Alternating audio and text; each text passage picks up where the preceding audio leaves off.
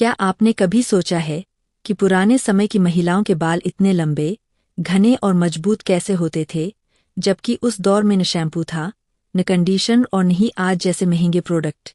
आज जहाँ कम उम्र में ही बाल झड़ना, सफ़ेद होना और पतलापन आम समस्या बन चुका है, वही पुराने समय की महिलाएं अपने घुटनों तक लंबे बालों के लिए जानी जाती थीं। क्या यह कोई रहस्य था, कोई जादू या फिर प्रकृति से जुड़ा हुआ कोई भूला हुआ ज्ञान? आज की इस जानकारी में हम उसी पुराने ज्ञान के पर्दे उठाने वाले हैं, जिसे समय के साथ हम भूलते चले गए। पुराने समय की महिलाओं के बाल केवल उनकी बाहरी सुंदरता नहीं होते थे, बल्कि आयुर्वेद के अनुसार उन्हें अच्छे स्वास्थ्य, अनुशासित जीवन और प्राकृतिक संतुलन का प्रतीक माना जाता था। उस युग में यह विश्वास था कि बालों की स्थिति यह बताती है कि शरीर और मन कितने स्वस्थ है। यदि शरीर में वात, पित्त और कफ संतुलन में हो, तो बाल अपने आप मजबूत, काले और घने रहते हैं। आज के समय में जब बालों से जुड़ी समस्याएं आम हो गई है, तब पुराने समय की महिलाओं के बालों की मजबूती हमें आयुर्वेदिक जीवन शैली की याद दिलाती है।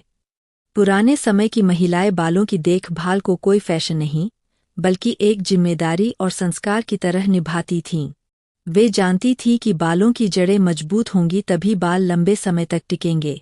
आयुर्वेद में सिर को शरीर का सबसे महत्वपूर्ण अंग माना गया है, क्योंकि यहीं से नसों और ऊर्जा का प्रवाह होता है। इसी कारण वे नियमित रूप से सिर की मालिश करती थीं।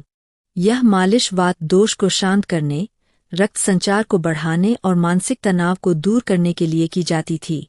आंवला बालों को काला रखने के लिए, भृंगराज बालों की वृद्धि के लिए और ब्राह्मी मन को शांत रखने के लिए प्रयोग में लाई जाती थी।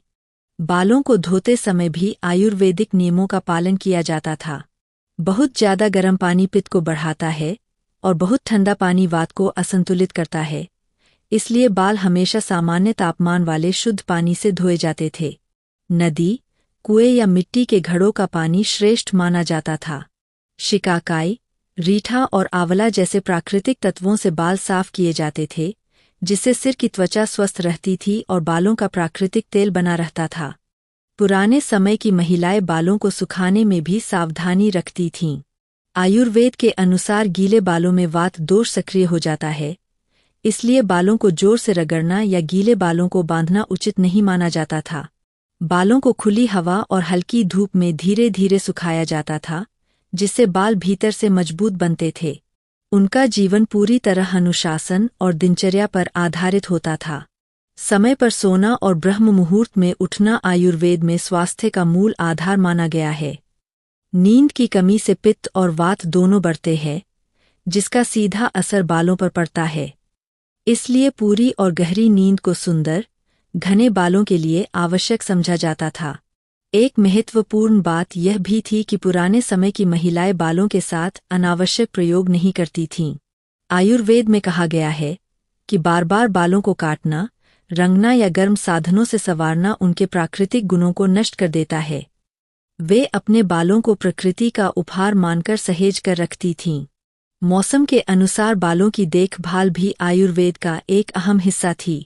गर्मियों में ठंडक देने वाले तेल पित्त को शांत करते थे, सर्दियों में तिल या घी का प्रयोग वात दोष को नियंत्रित करता था, और बरसात में बालों को अधिक गीला रखने से बचा जाता था ताकि कफ से जुड़ी समस्याएं न हों।